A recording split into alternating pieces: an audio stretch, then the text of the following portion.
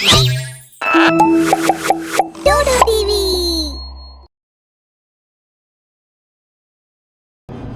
ये उस समय की बात है जब छुआछूत जैसी बुराई समाज में फैली हुई थी। गुजर खेड़ी में एक स्कूल था जिसमें 12वीं तक पढ़ाई होती थी। उस स्कूल में कई गांव के और सभी जातियों के बच्चे पढ़ने आते थे। लड़के लड़कियों के स्कूल साथ में होने की वजह से छोटी मोटी घटनाएं होती रहती थी। एक बार की बात है, रामखेड़ी गांव की एक छोटी जाति की लड़की को गुजर खेड़ी की ऊंची जाति के एक लड़के से प्यार हो गया। माधवी, हम दोनों एक दूसरे के लिए बने हैं। मुझे तुमसे मिलकर दुनिया भर की खुशी मिल गई है। अब हम दोनों कभी अलग नहीं होंगे। पर हमारा मिलना संभव नहीं है। हाँ, मुश्किलें तो आएंगी, पर हम अलग नहीं होंगे। थोड़ा मुश्किल तो था, लेकिन दोनों ने साथ में जीने मरने की कसम भी खा ली। समाज के डर से दोनों छुप छुप कर मिलने लगे। एक दिन किसी ने उन्हें देख लिया और ये बात जंगल की आग की तरह अछूतों और ऊंची जाति में फैल गई। दोनों की जिंदगी में मुश्किलें पड़ गईं। एक दिन बड़ी मुश्किल से दोनों एक दूसरे से मिले। प्यार तो हो गया, लेकिन लगता है हमारे प्यार की उम्र नहीं है। प्यार करते वक्त जाति, समाज, ऊंच नीच, गरीबी अमीरी तो कोई नहीं देखता। हमने भी नहीं सोचा, पर लगता है अब ये समाज हमें जीने नहीं देगा। माधवी सुनो, हम दोनों अपने घर वालों से बात करके देखते हैं।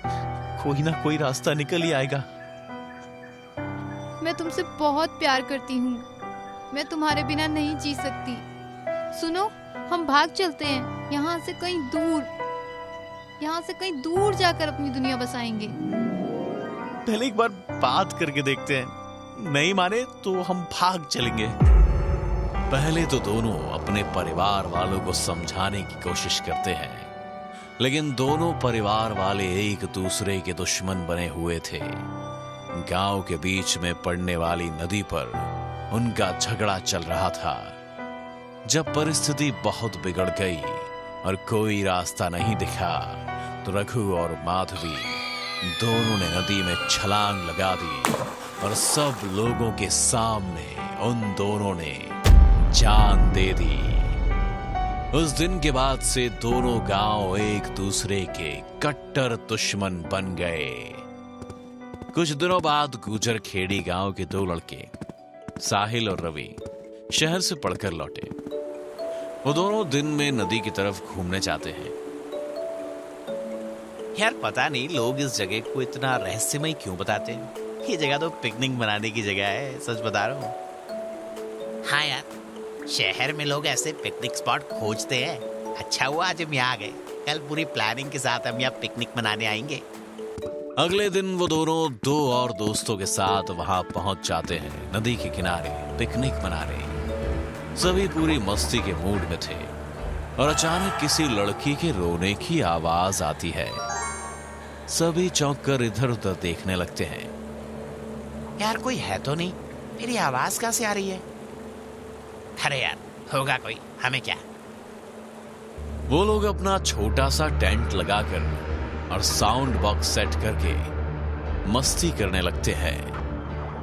कुछ देर बाद अचानक साउंड बॉक्स से डरावने अंदाज के साथ एक भूतनी बाहर निकलती है और इनके साथ नाचने लगती है। रवि और उनके दोस्त अचानक डर कर रुक जाते हैं। तुम कौन हो? हमारी पार्टी में क्यों आई हो? तुम्हें तो हम में से कोई जानता भी नहीं है। नहीं जानते तो जान लो। कहते कहते वो सबको हवा में उड़ाने लगी। कभी उल्टा तो कभी सीधा, कभी जमीन पर पटक देती तो कभी उछाल देती। अंत में वो चारों बेहोश हो गए। जब होश आया तो चारों अस्पताल में थे। घर वालों के पूछने पर कि वहां क्या हुआ था, वो सब सच सच बता देते हैं। इसके बाद वो लोग नदी के किनारे रहने वाले एक बाबा जी के पास पहुंचते हैं। बाबा जी, लगता है गांव पर बड़ी विपदा आन पड़ी है। कुछ कहने की जरूरत नहीं, मैं सब देख चुका हूँ। बाबा जी, कोई उपाय? वो माधवी की आत्मा है। वो प्यार में विफल एक अतृप्त आत्मा है। वो किसी को चैन से जीने नहीं देगी अब, ना इस गांव को ना उस गांव को। उस गांव का मतलब? तभी रामखेड़ी के लोग भी वहां आ गए और अपना दुखड़ा कह सुनाया। कहा था ना मैंने, अब वो आ गई है। इतने दिनों में वो बहुत ताकत भर हो गई है। ये गुजर खेड़ी और राम खेड़ी का दुर्भाग्य है, और अब तक आपस में हम लोग लड़ते आए हैं और निदान कभी नहीं निकाले। अब हम लोगों के करने की सजा हमारे बच्चों को झेलनी पड़ेगी। आज रात में 12 बजे सब इकट्ठा होना उस नदी के किनारे। मैं उस आत्मा से बात करने की कोशिश करूंगा। बाबा के कहे अनुसार रात 12 बजे से पहले वहां सब इकट्ठा हो गए। उन लोगों को एक जगह खूब रोशनी दिखाई दी। बाबा जी के साथ सब लोग उस रोशनी वाली जगह पर पहुंचे तो अचानक पत्थर बरसने लगे। माधवी, रुक जा, मुझे पता है ये तू ही है। पत्थर की बारिश रुक गई और बहुत तेज हवा, आंधी तूफान के साथ भूतनी आ गई। ठीक पहचाना तूने। तू अब क्यों आई है? तुम सबका चैन छीनने। तेरे साथ जो हुआ था वो गलत था, पर दूसरे मासूमों के साथ तू क्यों गलत कर रही है? अच्छा, चलो एक काम करते हैं। तुम दोनों गांव वाले एक दूसरे पर पत्थर फेंको। पर इसमें भी तो लोग मरेंगे।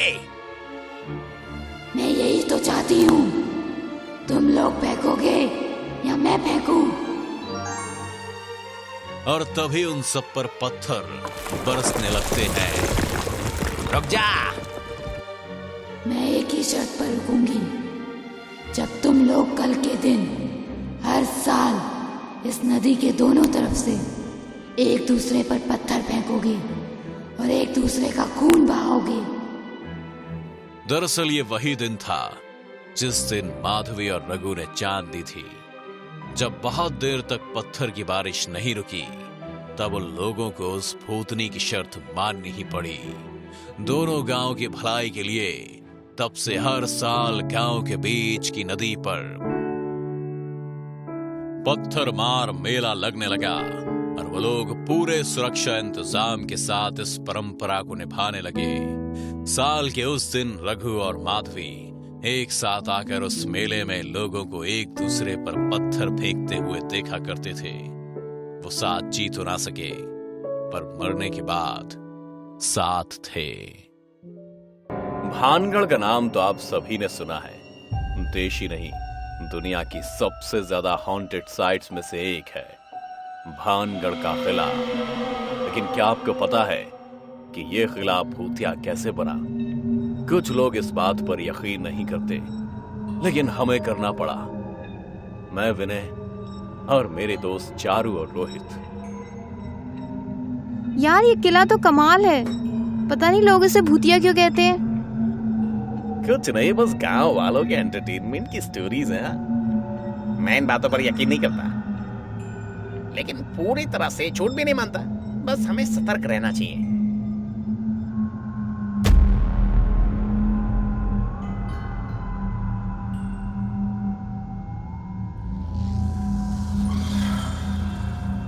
दोस्तों, मेरे ख्याल में अब हमें इस किले से बाहर निकल जाना चाहिए। हट्टू है क्या? आज रात यही रुकते? आखिर हमें भी तो पता लगे भैया कि ऐसा क्या है इस किले में जो सिर्फ भूतिया बनाता है। वहाँ सामने क्या है? चलो चलकर देखते हैं।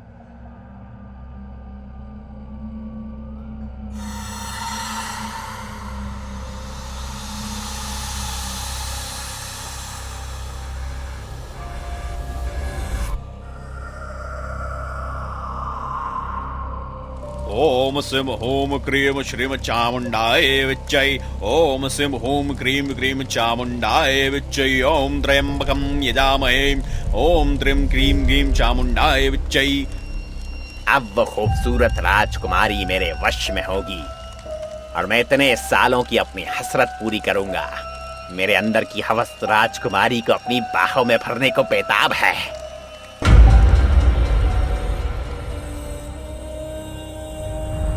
बाजार की रौनक देखकर लग रहा था मानो कोई त्योहार है। सभी अपनी अपनी खरीदारी में व्यस्त थे। एक लड़की इत्र खरीदने आई थी, कोई आम इत्र नहीं बल्कि शाही इत्र। राजकुमारी ने शाही इत्र मंगवाया है। दुकानदार इत्र की बोतल वही जो तांत्रिक के हाथ में थी देता है और लड़की महल में चली गई। वो लड़की बोतल राजकुमारी को देने ही वाली थी, तभी ये इत्र कहाँ से लाई हो? उसी व्यापारी से जिससे हमेशा लाती हूँ। लेकिन आज इसमें कुछ अलग है, कुछ रहस्यमय। इसे फेंक दो।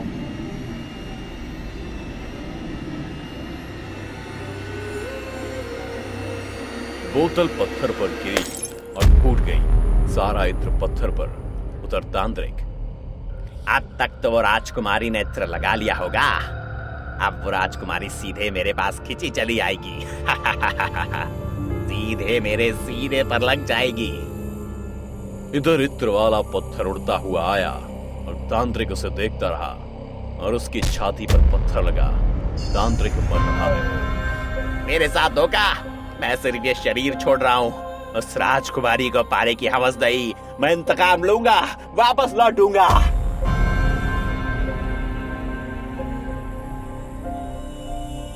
कुछ दिन यूं ही बीत गए। राजकुमारी के विवाह की तैयारियां चल रही थी। माहौल एकदम ही उत्सव वाला था। सारा शहर सजा था। अब वर वधू का मंगलसूत्र पहनाए।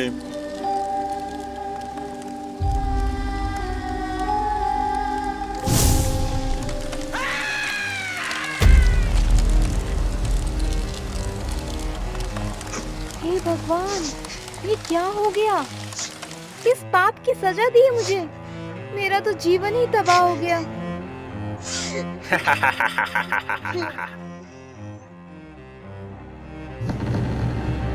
तूने मेरी इच्छा का मान करके अच्छा नहीं किया था राजकुमारी। तुझ पर सिर्फ मेरा हक है। जो भी तेरे करीब आएगा उसे ऐसे ही मरना होगा। तू सिर्फ मेरी है, सिर्फ मेरी। मैं तो सुहागन होने से पहले ही विधवा हो गई। अब इस जीवन का कोई मतलब नहीं। राजकुमारी हवन में बैठ गई और चलने लगी। माँ बाप रो रहे।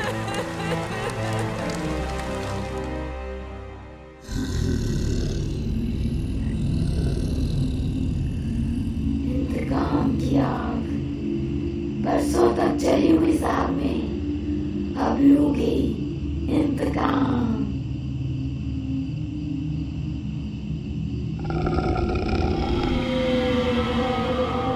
ओए, क्या हुआ तुझे?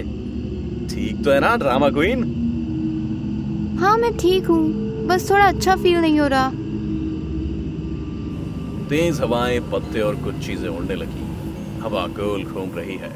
कुछ ऐसे ही फिर तांत्रिक प्रकट हुआ। जन्मों जन्मों का प्यासा है जिस्म मेरा। तुम्हारे इंतजार में तड़प रहा था। आखिर तुम्हें आना ही पड़ा राजकुमारी।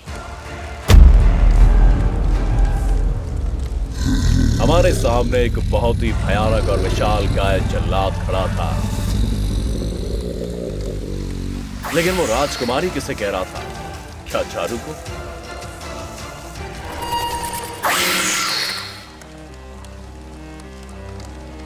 जन्मों पुराने जख्मों को फिर से कुरेदा है तूने। अब इस किले में सैलाब आएगा। हमें कुछ भी समझ नहीं आ रहा था, लेकिन डर बहुत ज्यादा लग रहा था। मैं और रोहित कुछ भी नहीं समझ पा रहे थे कि चारू को अचानक क्या हुआ है। हम कुछ समझ पाते उससे पहले एक जोरदार झटका लगा और हम दोनों कोने में जा गिरे।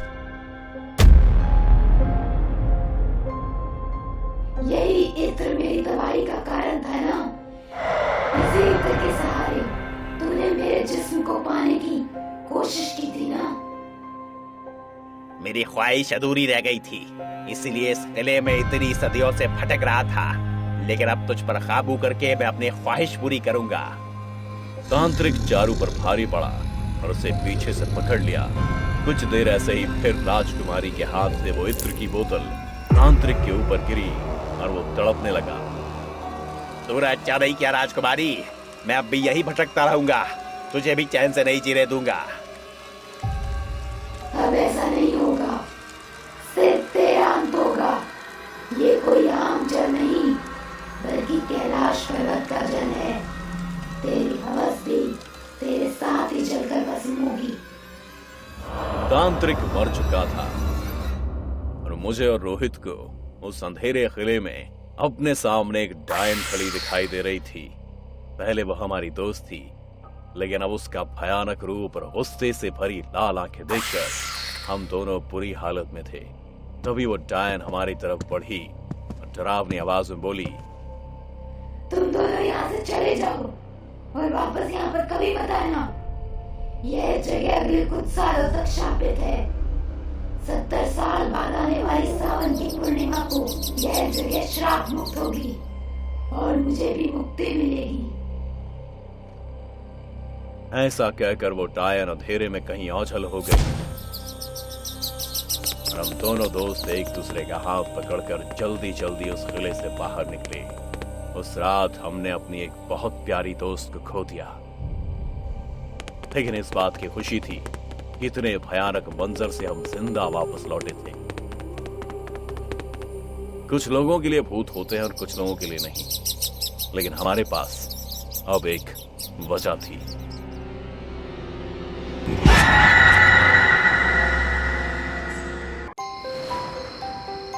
मंटू आज बहुत खुश था। आज उसकी शादी जो थी। माँ, आज जितना काम करना है कर लो, कल से तुम्हें एक काम न करने दूंगा। तो बेटा, क्या तेरी शहरी दुल्हन काम करेगी? हाँ, क्यों नहीं करेगी। मेरी माँ ने पूरी जिंदगी पहले ही बहुत तपस्या कर ली। अब शादी के बाद आप शहर चल के हमारे साथ रहोगे और आप कोई भी काम नहीं करोगे। बेटा, तूने इतना कह दिया यही बहुत है। तू जा और अपनी नई जिंदगी खुशी खुशी जी। कहाँ मुझ बुढ़िया के चक्कर में रहेगा। मैं यही इस कोठी में तेरे पापा की यादों के साथ रह लूंगी। अब जा, बहू तेरा इंतजार कर रही होगी।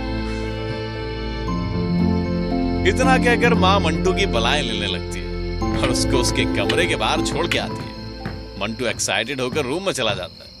अंदर जाते ही बहुत तेज हवाएं चलने लगती हैं, पर्दे उड़ने लगते हैं। दुल्हन की आंखों का कलर बदल जाता है, उसके चेहरे का रंग बदल जाता है और वो मंटू पर अटैक कर देती है। दूसरे दिन सुबह जब माँ दरवाजा खोलती है तो देखती है मंटू मरा पड़ा हुआ है और बहू के हाथों में खून लगा है और दूर एक दिल पड़ा हुआ है। तूने मेरे बेटे को मार दिया। नहीं माँ जी, मैंने नहीं मारा। तो क्या रात में भूत आया था? माँ जी, मुझे कुछ याद नहीं। थोड़ी देर बाद पुलिस वहां पहुंच जाती है। मंटू की माँ बहू की तरफ इशारा करते हुए कहती है, इंस्पेक्टर साहब, इसने मेरे बेटे को मार दिया। आप आराम से मुझे बताएं हुआ क्या है। कल मेरे बेटे की शादी हुई थी और इनकी सुहागरात थी और मेरे बेटे का खून हो गया। इसी ने मेरे बेटे को मारा है। इंस्पेक्टर साहब, मैंने नहीं मारा। मुझे तो कुछ याद भी नहीं। मैं तो मंटू से प्यार करती थी। मैं भला उसे क्यों मारूंगी? मैं भी तो बाहर वाले रूम में थी, कोई बाहर से आया ही नहीं। तो क्या भूत मार गया मेरे बेटे को? ये आपका जो केस है, इस तरह के पहले 5 केसेस रजिस्टर हो चुके हैं। हो सकता है आपकी बहू सही कह रही हो। मुझे नहीं पता कौन सही कौन गलत कह रहा है। मुझे मेरे बेटे का कातिल चाहिए। आप लोग शांत हो जाइए, हमें इन्वेस्टिगेशन करने दीजिए। सर, ये बिल्कुल उसी क्राइम सीन की तरह है जो हमने लास्ट टाइम इन्वेस्टिगेशन किया था ना। हाँ, देख लो, कुछ एक्स्ट्रा एविडेंस मिल जाए तो। वो लोग वहां इन्वेस्टिगेशन करके वापस पुलिस स्टेशन आ जाते हैं। सर, मैंने बॉडी को फॉरेंसिक टेस्टिंग के लिए भेज दिया है।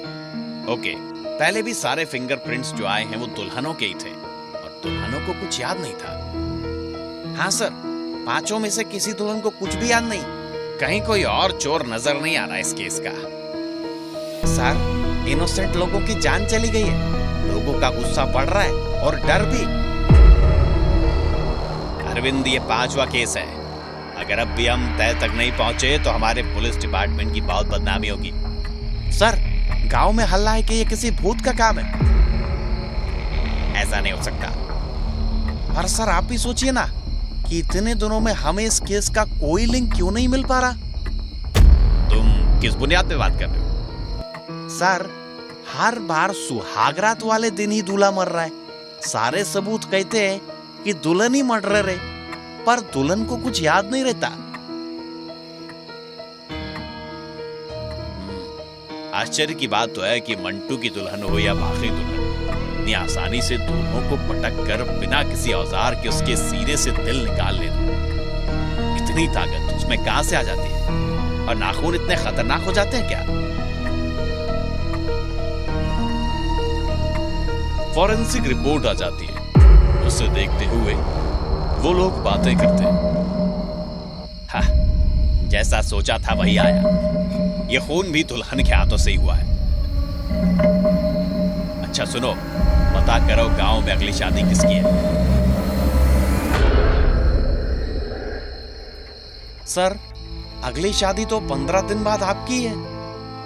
उससे पहले किसी और की तो नहीं है? सब लोग डर रहे हैं।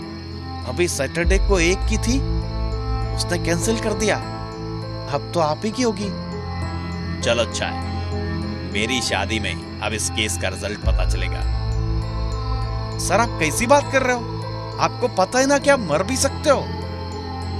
अरे, इतने इनोसेंट लोग मर रहे हैं, किसी को तो बलि का बकरा बनना पड़ेगा। अब तुम ध्यान से मेरी बात सुनो। इंस्पेक्टर अरविंद को सारी प्लानिंग समझाता है। दोनों बात करते हैं और फिर 15 दिनों के बाद इंस्पेक्टर विवेक और अवनी की शादी की तैयारी हो रही है।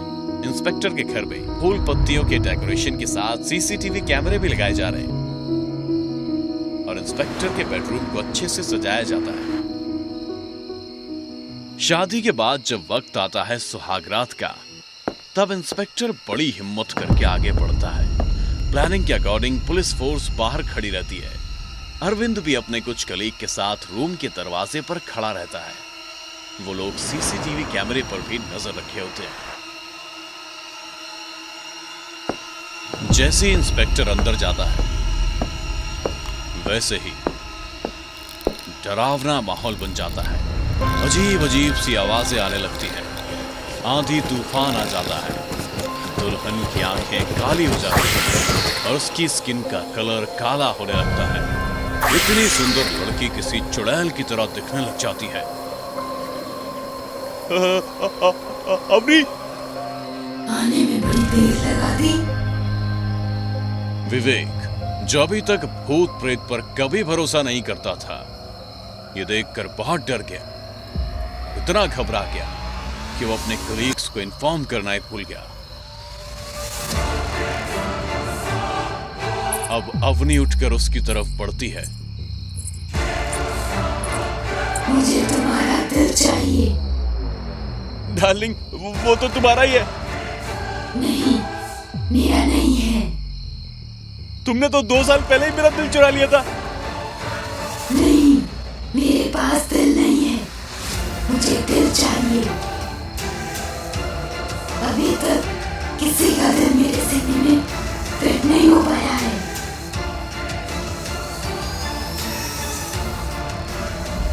इतना कहकर वो विवेक पर कूद जाती है, उसे जमीन पर पटक कर उसके ऊपर बैठ जाती है, उसके सीने पर मारने लगती है। आज ये दिल मेरे सीने में लग जाए, बस फिर मैं वापस पूरी हो जाऊंगी। मुझे ऐसे मार के तुम्हें दिल क्यों चाहिए? मैं तुम्हारी पसलियां तोड़ दूंगी और फिर दिल निकाल लूंगी। इसी बीच किसी तरह से विवेक अपने सहयोगियों को मैसेज भेजने में सफल हो जाता है। वो लोग दरवाजा खोलकर अंदर आ जाते हैं और अवनी को विवेक से अलग करके सोफे पर बांध के बिठा देते हैं। चलो अब आराम से बात करते हैं। तुम सब एक जैसे हो, बात करने का कोई फायदा नहीं। तुम्हें मेरा दिल क्यों चाहिए था? बाकियों को भी तुमने इसीलिए मारा क्या? हाँ, तो दिल तो तुमने सबका उनकी लाश के साथ ही छोड़ दिया। किसी का दिल मेरे सीने में फिट नहीं हुआ। तुम्हारा दिल कहाँ है? मेरे पति ने सुहाग रात वाले दिन मेरे सीने से दिल निकाल कर फेंक दिया था। तो तुम उसके किए की सजा दूसरों को क्यों दे रही हो? मुझे सारे दिलों में वही दिखाई देता है। तुम क्या चाहती हो?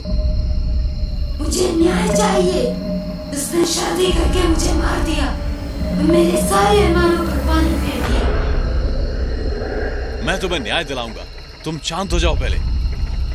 उसने मेरी जिंदगी छीन ली और मैं शांत रहूं? उसने मुझे पहले मारा, फिर मुझे अपने घर के पीछे बगीचे में दफना दिया और मेरे घर वालों से आज भी पैसे मांगता है, उन्हें परेशान करता है। क्या नाम है उसका जिसने तुम्हारे साथ ये सब किया? जैसे ही अपनी आगे कुछ बोलती, उससे पहले अरविंद पुलिस फोर्स को साइड हटाते हुए आगे चला। हटो हटो, मुझे देखने दो। अरविंद, अच्छा तो तुम आ ही गए मेरे पास। तू एक आत्मा है, तू मेरा कुछ नहीं बिगाड़ सकती। मेरे पास अवनी का शरीर है और मेरी ताकत। आज मैं तुझे नहीं छोड़ूंगी। अरविंद अपना पिस्टल निकाल लेता है। सब लोगों के सामने विवेक को गन पॉइंट पर रखकर बोलता है, बंद करो ये बकवास, इस इन्वेस्टिगेशन को यहीं रोक दो। अब इस केस को तांत्रिक बाबा ही सुलझा सकते हैं। तभी अवनी अपनी सारी रस्सियों को तोड़कर उड़ के आकर अरविंद पर कूद जाती है और जमीन पर लिटाकर मार मार कर उसके सीने से दिल निकाल लेती है और उसको अपने सीने से लगाते हुए खूब जोर से हंसती है और फिर बेहोश हो जाती है। दरअसल अरविंद ही उस आत्मा का पति था। विवेक अपने सहयोगियों के साथ उस बगीचे में जाता है जो उस आत्मा ने बताया था। पुलिस जब चेक करती है तो वहां उन्हें जमीन खोदने पर एक मानव कंकाल मिल जाता है। वो उसे निकलवा लेता है और सम्मान पूर्वक उसका अंतिम संस्कार करवाता है। तब जाकर उस आत्मा को शांति मिल जाती है और गांव में फिर कभी ऐसा कोई इंसिडेंट नहीं होता है।